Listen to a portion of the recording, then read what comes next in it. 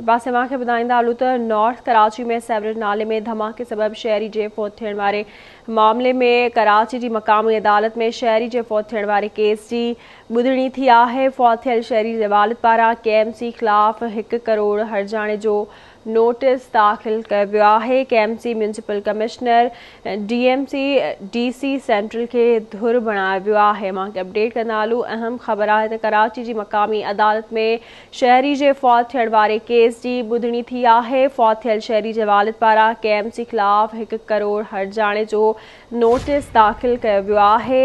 धमाके के नतीजे में फरीद मारिजी वियो आहे।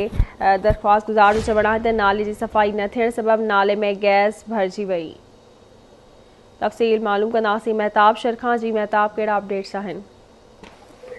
जी बिल्कुल सजा मूंखे ॿुधाइण चाहियां त नाले में गैस भॼण वारे धमाके वारे मामले जी जेके नॉर्थ कराची में सेवरेज वारो जेको नालो हुयो जेको धमाके सां फाटी पियो शहरी फौत थी वियो। तव्हांखे ॿुधाइण चाहियां त कराची जी मक़ामी अदालत में फौत थियल शहरी जो केस जी ॿुधणी थी आहे। फौत थियल शहरी जे वालिदैन पारां केएमसी जे ख़िलाफ़ 1 करोड़ जो जुर्माने जो नोटिस जेके केएमसी ते मोकिले ऐं म्यूनिसिपल कमेटी ते मोकिले छॾिया आहिनि।